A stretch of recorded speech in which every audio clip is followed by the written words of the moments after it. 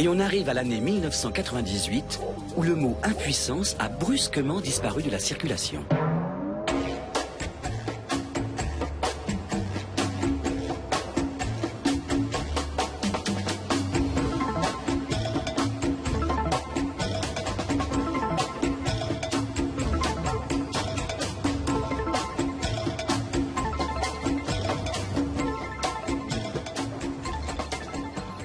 Aimeriez-vous avoir plus d'informations? Oui, s'il vous plaît. C'est une campagne menée dans tout le pays et destinée à ouvrir le débat sur le thème de la dysfonction érectile. Nous sillonnons les Pays-Bas dans ce bus en compagnie de 2 urologues que les gens peuvent consulter s'il y a des questions qu'ils n'osent pas poser à leur généraliste. Voilà de quoi il s'agit. Un des problèmes sexuels les plus répandus est la dysfonction érectile, appelée aussi impuissance, et définie par l'incapacité d'avoir ou de maintenir une érection suffisante pour des rapports sexuels satisfaisants. Maintenant, on dit dysfonction érectile, parce qu'impuissance est un mot tabou. Ça sonne un peu autrement. Oui, je vois, dysfonction. On ne dit plus impuissance. On ne dit plus impuissance, mais dysfonction érectile. Oui. Avez-vous déjà été confronté à une dysfonction érectile? Bien sûr. Ça arrive après une nuit blanche trop arrosée. Et vous avez sorti la fameuse phrase « Ce n'est pas grave, chérie ». Oui. Mais je sais qu'en tant que femme, je ne suis pas non plus toujours d'humeur à ça. Donc ça ne me dérangerait pas qu'on me dise « J'arrive pas à bander parce que je ne suis pas d'humeur à ça ». Bonjour. Qui est ce monsieur? Il travaille pour Lily. D'accord. Et dites-moi, à qui appartient ce bus? Lily sponsorise cette campagne aux Pays-Bas et dans toute l'Europe. Qui est Lily? C'est une entreprise pharmaceutique. Donc, Lily est une entreprise pharmaceutique qui fabrique des produits, des pilules. Oui. Quel genre de pilules? Pas du Viagra, mais... Les plus grands fabricants de pilules de l'érection sont Lilly, Bayer et Pfizer. Selon Lilly, je suis prêt à prendre du Cialis. Selon Bayer, j'ai l'âge qu'il faut. Et selon Pfizer, le Viagra, la meilleure des pilules de l'érection, va m'aider à devenir la bête de sexe que j'ai toujours voulu être.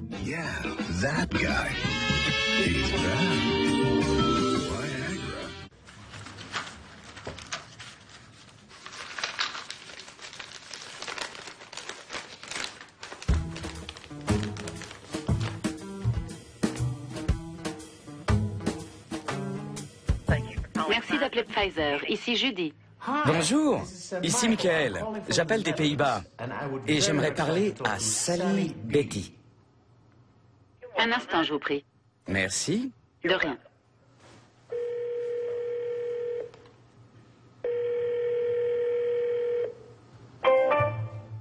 La personne que vous voulez joindre ne prend plus d'appel.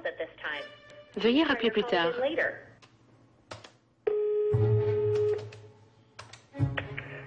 Ici Sally Betty, service de presse de Pfizer. Je ne peux pas vous répondre.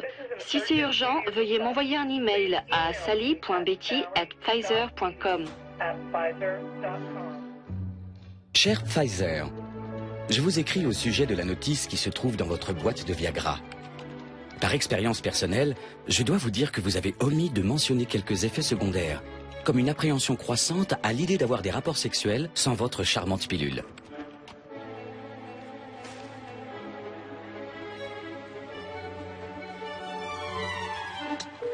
Je serais heureux de rencontrer l'un de vos responsables à New York pour voir comment améliorer la notice de votre produit par la mise en garde suivante. Le Viagra peut entraîner une dépendance.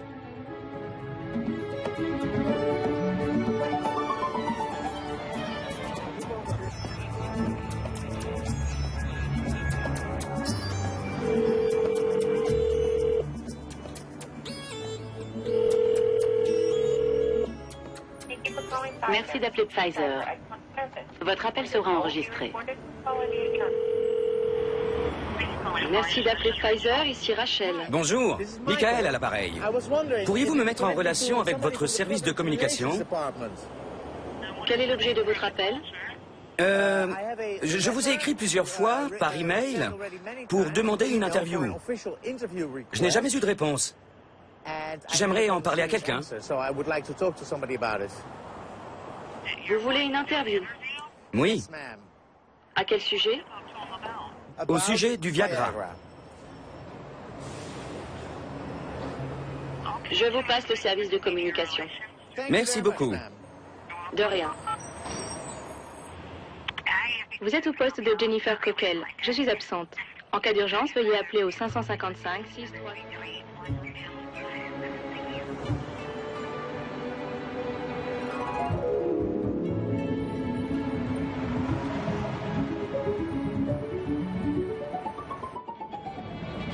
Comme je n'obtiens pas de résultats avec Pfizer, je décide de rendre visite au docteur Mika Lowe, professeur en sociologie.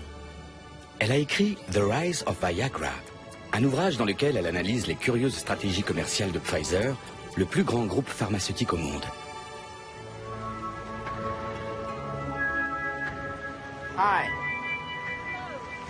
Elle pourra peut-être me dire pourquoi j'ai besoin d'un comprimé qui a été conçu pour la génération de mon père.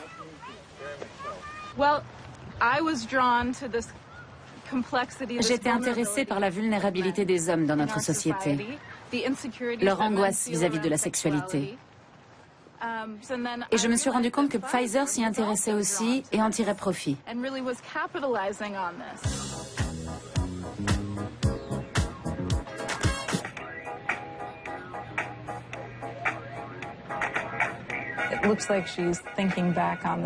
Elle doit penser à la nuit qu'elle vient de passer et se dire que c'était génial sexuellement. Elle a une vingtaine d'années et à la fin on aperçoit un homme qui en a 50, 60. Au début, la stratégie commerciale consistait à gommer tout ce qu'il pouvait y avoir de sordide. Ce n'est pas une drogue sexuelle, il s'agit d'une maladie. Maintenant, dans la publicité, il n'y a plus la moindre allusion à la maladie. Le Viagra est pour tout le monde.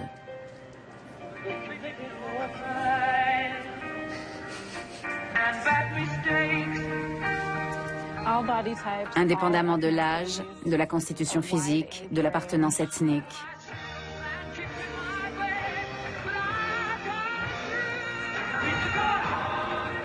Officiellement, on dit que c'est destiné aux hommes atteints d'une dysfonction érectile. Mais personne n'avait jamais entendu parler de dysfonction érectile avant l'arrivée du Viagra en 1998. C'est un terme qui est apparu avec le lancement de ce nouveau produit, de cette pilule. Qui en était le responsable? Comment est-ce apparu? C'est pas clair. Mais on peut dire ceci.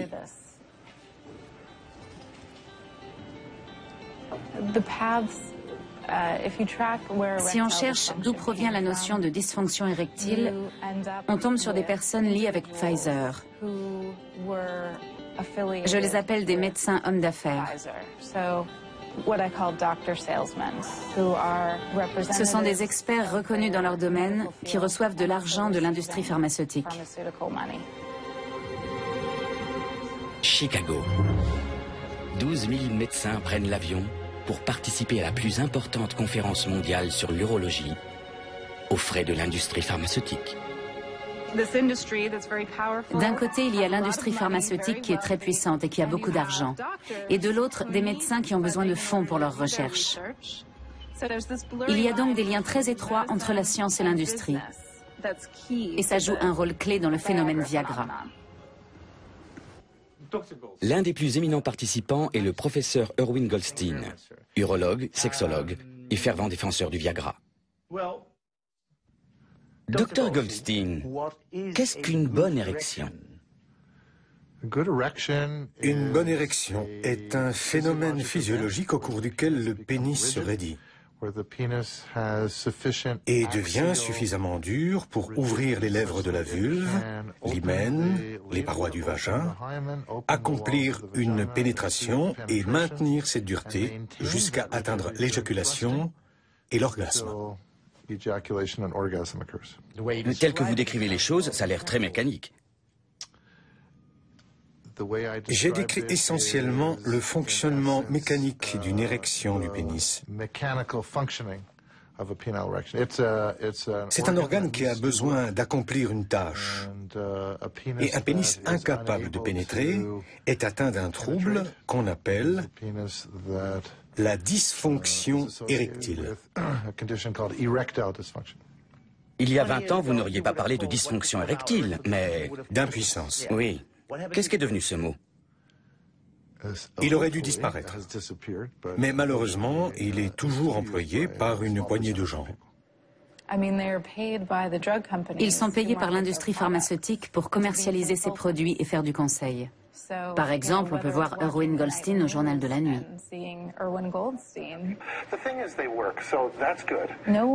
Personne ne sait que ces gens sont payés par les laboratoires pour vendre leurs médicaments.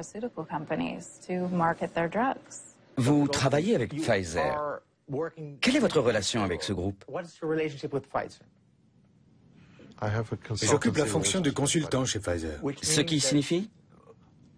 En cas de question, ils peuvent me consulter et si nous trouvons un accord, je signe un contrat avec eux et nous essayons de voir comment nous pouvons nous aider. Parce que quand on lance une recherche de votre nom sur Google, on a l'impression que vous êtes Monsieur Pfizer en personne. On obtient un nombre impressionnant d'occurrences. J'ai l'honneur et le privilège de travailler dans le domaine de la médecine sexuelle, auquel s'intéressent Pfizer, Lilly, Bayer et bien d'autres sociétés. Nous vivons à une époque où un seul comprimé peut aider un homme à avoir une érection. C'est un phénomène incroyable dans l'histoire de l'humanité. Docteur Goldstein, j'aime bien votre pilule. Merci, ça m'a beaucoup aidé. Mais je n'ai plus confiance à 100%. Parce que de nos jours, notre sexualité est de plus en plus contrôlée par les médicaments. C'est complètement absurde. Je ne peux pas croire ce que vous dites. Vous oubliez qu'il y a des hommes qui souffrent énormément de leurs problèmes sexuels. Nous traitons les personnes qui viennent nous voir, donc je ne vois pas de quoi vous parlez. Admettons que vous entriez dans mon cabinet parce que vous voulez avoir des rapports sexuels avec votre compagne et que vous n'y arrivez pas. Vous aimez cette femme et sans cela, vous fileriez le bonheur parfait. Mais elle vous dit, tu sais, si tu n'as plus d'érection, c'est peut-être parce que tu ne m'aimes plus. Vous répondez, mais si, je t'aime. Dans ce cas, va voir un médecin. Et moi, je vous dis, je suis ce médecin. Le nombre d'hommes atteints de graves troubles de l'érection est très restreint. Mais les chiffres que Pfizer communique dans la publicité sont bien plus élevés. Un tiers de la population, etc. Donc, à force d'en parler, Pfizer crée ces nombreux problèmes et les diagnostics qui leur sont associés. Et ce, dans le seul but de développer le marché. Especially when it comes to a sensitive health issue like erectile dysfunction. And yet nearly half of all guys over 40 and some, even younger, have ED, a number which could fill this stadium many times over. Parlons de la dépendance. J'ai des amis qui ont pris du Viagra et qui ne se sentent plus sûrs d'eux sans en prendre. Ils ont l'impression d'en avoir besoin alors que ce n'est peut-être pas le cas. Que leur dites-vous? Ils en ont peut-être besoin. Mais depuis que cette pilule est sortie, les hommes sont plus focalisés sur leur érection. Je vous interromps. Je vais vous rappeler certains principes de base. Est-ce que vous avez une maison? Et est-ce que vous vivez dedans? Bien. Dans votre maison, est-ce que vous avez de la moquette, une chaîne hi-fi, un téléviseur, des tableaux au mur? Alors votre maison a besoin de fondations et de murs en béton. Eh bien, votre pénis aussi a besoin de fondation. Il a besoin de biologie. Vous voyez où je veux en venir. Si vos amis sont dépendants du Viagra, je suis quasiment sûr que l'explication se trouve dans leur biologie. Pfizer, bonjour, ici Joepke. Bonjour, ici Michael Scap. J'aimerais parler à Jan Willem de Heer. Ici Jan Willem. Bonjour, monsieur de Heer. Vous écrivez... J'ai une mauvaise nouvelle. Malgré mes efforts, ils sont réticents à vous parler. Je suis un lecteur attentif et en vous lisant, je vois le mot « réticent ». Il y a donc encore un espoir. Pour faire court, Michael, il préfère ne pas vous parler. Voilà ce que ça signifie. Il leur a fallu autant de mots. Oui, enfin, disons plus ou moins.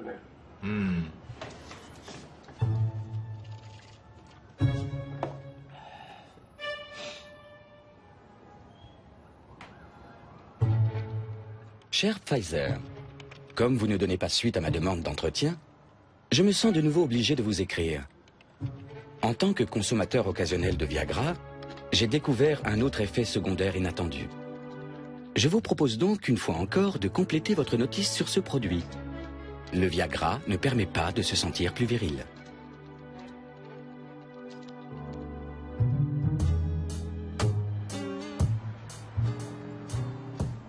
Les médias parlent depuis longtemps du déclin de l'homme, ou plutôt de l'ascension de la femme au détriment de l'homme. Entrez. Professeur Tiger? Mais des scientifiques sérieux s'intéressent aussi à ce problème. Le professeur Tiger, par exemple. Il est anthropologue évolutionniste à l'université de Rutgers, dans le New Jersey. Professeur Tiger, je présume? Oui, bonjour. Bonjour. Pendant 2 semaines, j'étais tout excité. Je me sentais libéré. Mais après... Vous avez appelé votre livre « Le déclin des hommes ». C'est un titre provocateur. Je le trouve juste. Il l'est. Déclin est synonyme de chute. Quelle est la virilité d'un homme qui prend du Viagra? Eh bien, au moins, il est performant.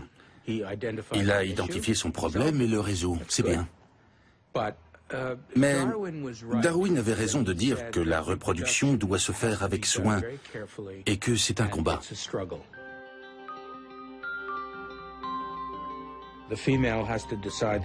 La femme décide quel homme lui convient parmi les 4 ou 5 prétendants qui se battent pour elle.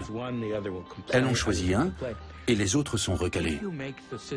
Si on intervient artificiellement dans ce système, cela provoque une modification dans l'intensité des sentiments et le contrôle du comportement. Donc, il y a une grande différence entre les hommes qui ont une érection simplement parce qu'ils ont pris un comprimé et ceux qui ont une érection parce qu'ils sont amoureux.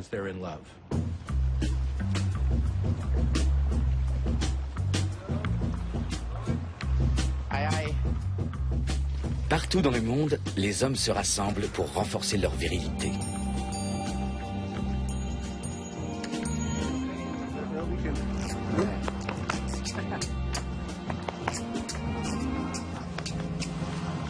L'un de ces groupes s'appelle l'homme complet.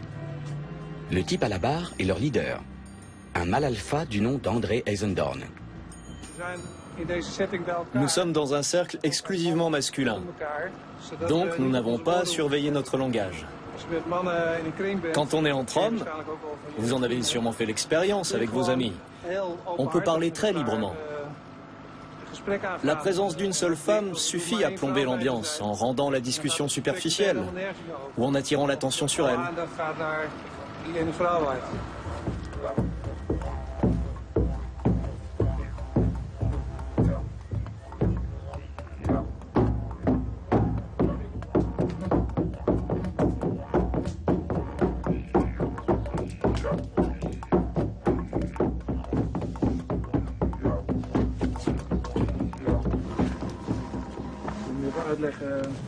Pour commencer, je vais vous expliquer le déroulement de la soirée.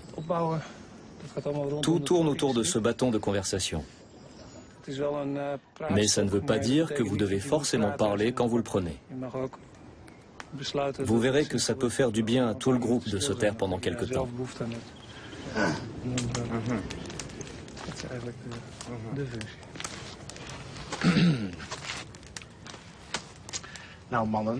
Messieurs,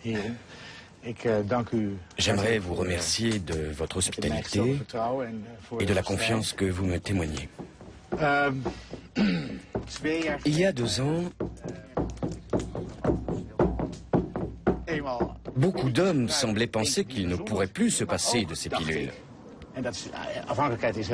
Bien sûr, je me disais que la dépendance, c'était mauvais. Et je me demandais si j'étais toujours viril en étant dépendant de ces pilules. Qu'est-ce que ça fait, le Viagra? Je n'ai jamais essayé. C'est intéressant. Un jour, j'ai compris. Tu as une érection et tu te dis « Oh, purée, mais c'est génial! Ça alors! Oh. » Mais après, tu commences à avoir des doutes. Est-ce que c'est vraiment mon érection? En fait, non. C'est étrange. Et dès lors, tu anticipes toujours. Je vais bientôt faire l'amour avec ma femme, donc je dois prendre le comprimé maintenant. Quand on y pense, c'est vraiment bizarre et pas très naturel.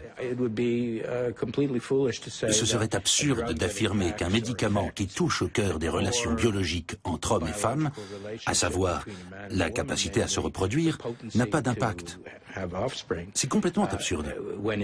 On voit bien les conséquences. J'ai déjà évoqué le faible taux de natalité. On serait tenté de croire que si les gens peuvent avoir des rapports sexuels jour et nuit, ils feront plus d'enfants. Mais ce n'est pas le cas.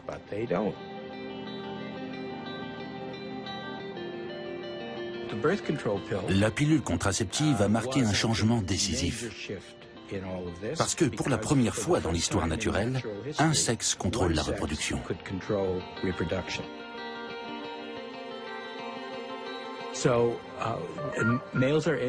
Les hommes en sont exclus car ils ne peuvent ni ne doivent avoir aucun contrôle dessus. Ils peuvent y parvenir par l'affection et le mariage, mais ce n'est pas garanti. En conséquence, comme je l'ai écrit dans mon livre, les hommes étaient pas désillusionnés, ce n'est pas le bon mot, mais ils étaient déconcertés, et de chasseurs, ils sont devenus chassés.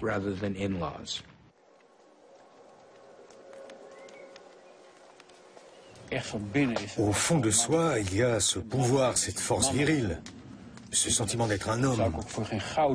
Pour rien au monde, je ne mélangerais ça à des émotions féminines. Que veulent les femmes? Un homme fort, mais elles veulent aussi un homme sensible. Et les deux ne sont pas faciles à combiner. Je me demandais, qu'est-ce qu'elle veut au juste? D'abord, je dois être comme ci, puis comme ça. Ça me rendait dingue. Pendant longtemps, je me suis, pour ainsi dire, castré, en me comportant comme je pensais que les femmes le voulaient. J'ai fini par ne plus savoir qui j'étais. Mais tu ne rêves quand même pas d'un retour du patriarcat, de remettre l'homme sur son piédestal? Non. Non, pas du tout. De nos jours, les groupes d'hommes sont répandus. Il y a même des cours pour redécouvrir sa masculinité. Eh bien, c'est peut-être un début, tant que ce n'est pas un compromis. Le problème de ces cours aux États-Unis, c'est qu'ils visent à transformer les hommes en femmes. La sexualité, c'est vital dans un couple, n'est-ce pas? Absolument. J'avais besoin de cette pilule pour prendre conscience d'un problème. Chacun a ses problèmes. Je suis très content d'avoir pu parler avec vous au cours de ces derniers mois. J'ai toujours été très proche de ma mère, mais je n'ai eu aucun soutien de mon père. De nos jours, les valeurs humaines considérées comme essentielles sont attribuées aux femmes. La compassion, par exemple. C'est très important de se parler. Vous écrivez, je pense que pour les hommes, il y a 3 manières possibles de réagir à leur nouvelle situation. Le sport, la drogue et la pornographie. Insinuez-vous par là que l'homme a besoin d'une soupape pour son agressivité et son comportement viril? Les hommes ont besoin d'un support pour échanger entre eux. C'est pourquoi je dis que le sport est le reality show préféré des hommes. Ils peuvent en discuter. Tu sais que Ronaldo va dans telle équipe et son cousin dans telle autre. Ils en parlent des heures et des heures. C'est un moyen de communiquer entre eux. Peu importe le contenu. Ce qui compte, ce n'est pas le sport, c'est de se retrouver autour d'un sujet. Il n'y a pas que les hommes qui font du sport, mais c'est un domaine d'hommes.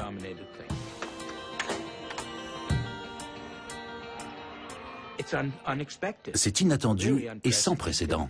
Le sport, l'industrie pharmaceutique et la pornographie sont devenus des moteurs économiques essentiels. On pourrait penser que fabriquer des tables de cuisine ou des chaussures est plus important. Mais les hommes sont démoralisés.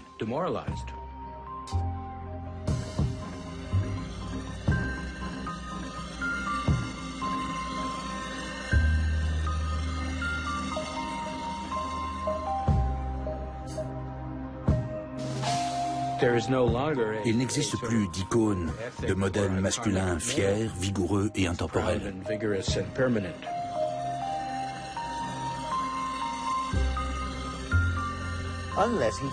À moins de prendre cette belle pilule bleue pour devenir un vrai homme. Oui, mais seulement pendant 15 minutes par jour ou 30 par semaine.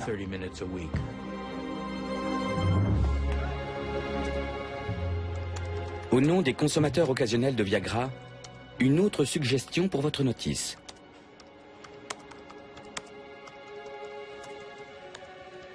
Soyez prudent dans l'utilisation du Viagra, en association avec une consommation excessive de pornographie.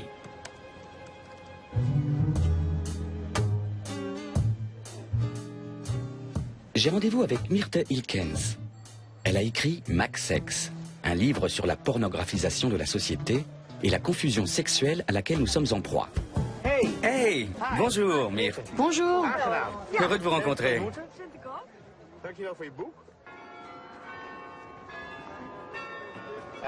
J'ai travaillé ici. Hey. Ça a disparu. C'était où? Ici même. Le cinéma porno Starshine. À l'époque déjà, c'était un des derniers cinémas d'Amsterdam qui n'était pas passé à la vidéo. J'étais étudiant en cinéma et je me suis dit que ça aussi, c'était du cinéma. Mais d'après ma femme, c'est là que le problème a commencé. Elle pense qu'à force de regarder des films porno, je suis devenu accro et que ça a peut-être entraîné une perte de confiance en moi.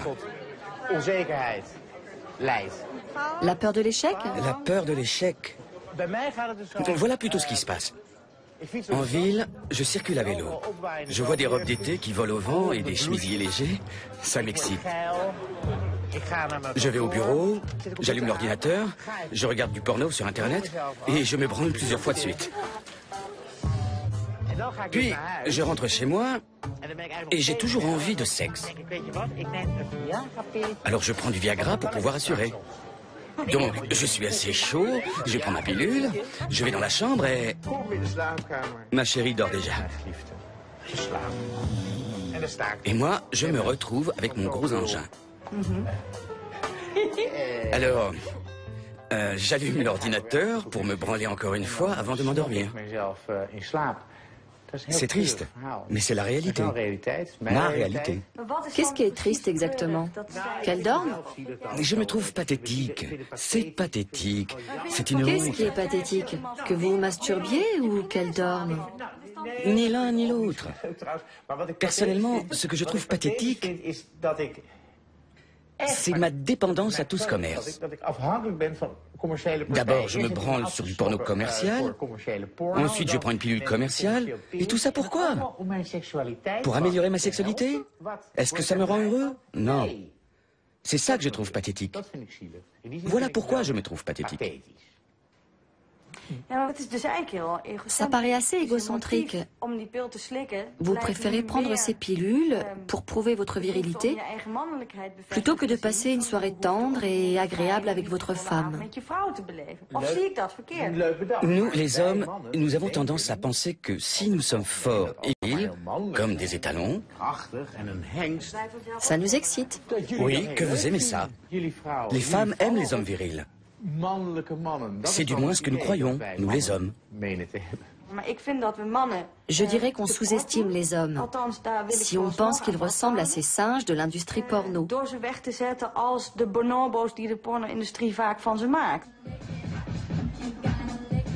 À mon avis, le porno s'est tellement banalisé qu'il est devenu bourgeois. Tous mes voisins en regardent. C'est le comble du conformisme.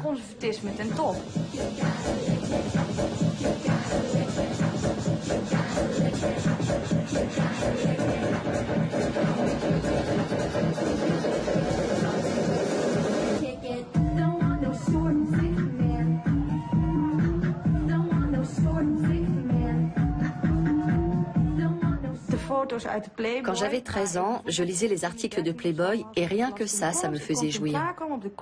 Aujourd'hui, je me demande bien comment je pourrais encore jouir rien qu'en lisant. Mais ces articles de Playboy ou les photos de pin-up sont à des années-lumière de ce qu'on peut voir aujourd'hui sur des sites porno. Aujourd'hui, tout est beaucoup plus explicite. En général, je vois des machos et des femmes lascives qui écartent les jambes sans même demander « Tu peux me lécher un peu plus longtemps ?» ou « Tu peux remettre ton doigt parce que je vais jouir ?» On ne voit pas ça. Elles sont étendues là et se font prendre, de préférence par les 3 trous en même temps. Je pense que la mode du Viagra chez les jeunes hommes en bonne santé s'inscrit dans cette tendance.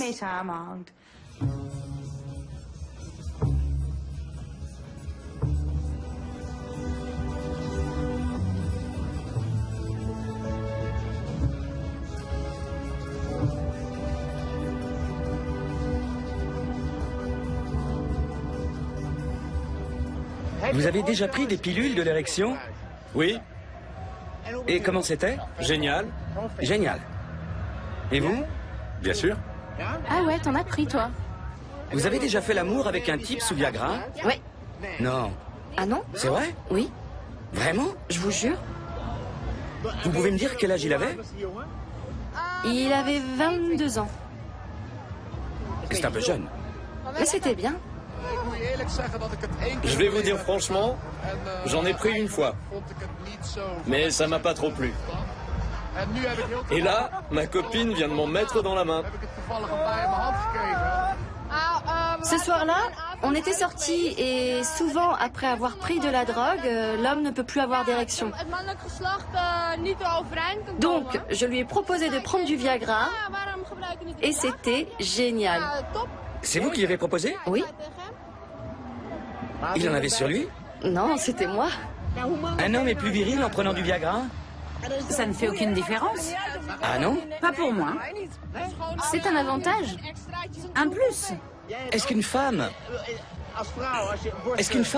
qui se fait refaire les seins, c'est comme un homme qui prend du Viagra? Bah, si un mec... Mais c'est quoi cette question?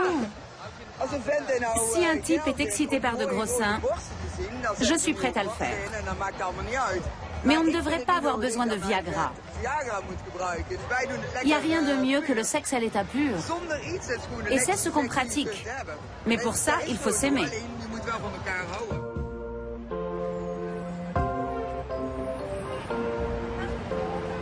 Le porno est en plein essor.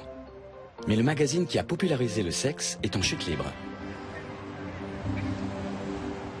Dommage, parce que Playboy est une mine d'informations.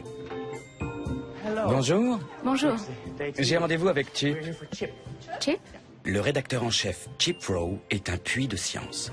Bonjour, Chip. Bonjour. Comment vas-tu? Très bien, et toi? Bienvenue à Playboy. Merci beaucoup. Sérieusement, pendant 15 jours, je me suis senti comme un lapin. Ça a été une révélation. Pendant 15 jours, avec un seul comprimé? Oui, un seul comprimé. Ah, où est ce magasin de cigares? À Amsterdam. Bien sûr. Pourquoi y a-t-il tous ces cartons? On est en train de déménager, voilà pourquoi. Tout le monde fait ses cartons. Et pourquoi ça? On ferme notre bureau de New York, on part s'installer au siège à Chicago. C'est à cause de la crise? Oui, un peu. Tout le monde est touché. C'est vraiment triste tout ça. Ça va s'arranger. Tout ça, ce sont des livres sur la sexualité. Des livres sur la sexualité? Oui, ma collection. Bonjour. Ce qui est accroché là derrière, c'est notre prochain numéro. Il y a un article de toi? Je m'occupe surtout de la rubrique conseil de Playboy. Beaucoup de lecteurs nous posent des questions sur la sexualité. Alors, tu es un intellectuel du sexe. Oui, je suis l'expert en sexe.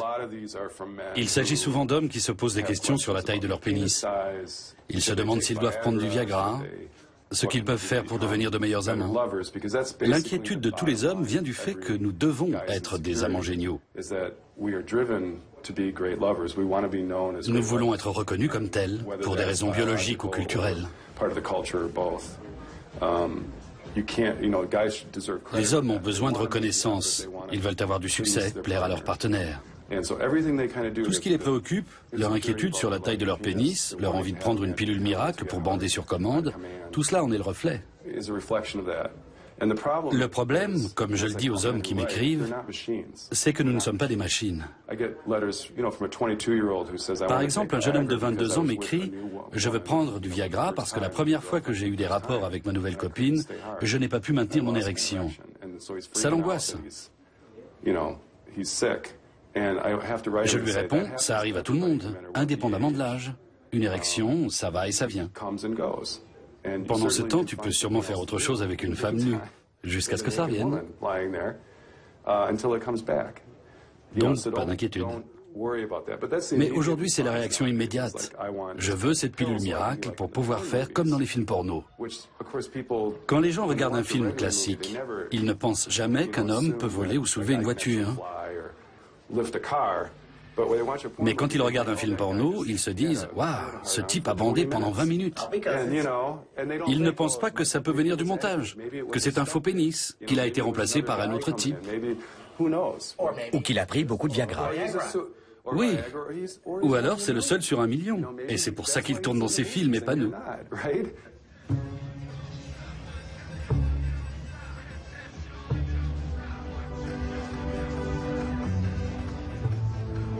Vous avez déjà pris du Viagra?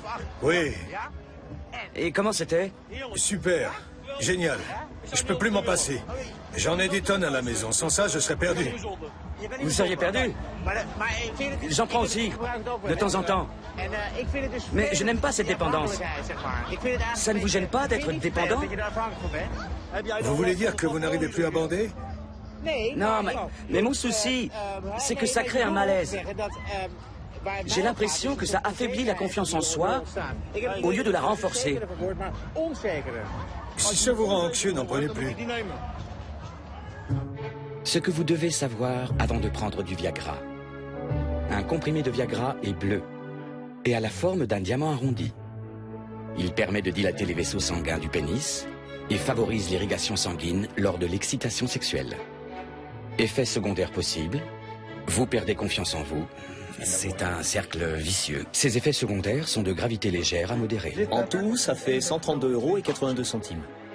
Pour le prix que vous payez, vous avez en prime un sentiment permanent d'insatisfaction, une dépendance vis-à-vis des marchands de pilules et un gros engin incontrôlable. Information supplémentaire. Pour le moment, le Viagra n'est disponible que sur prescription ou illégalement sur Internet. Mais nous ne tarderons pas à trouver des pilules de l'érection dans les rayons de supermarchés. Bientôt, nous serons inondés par toutes sortes de pilules sexuelles pour les hommes et pour les femmes. La passion sexuelle ne sera plus conditionnée par le désir et les circonstances. Il n'y aura plus d'excuses, ni d'échappatoire. Nous baiserons tous jusqu'à l'effondrement. Et le dernier éteindra la lumière.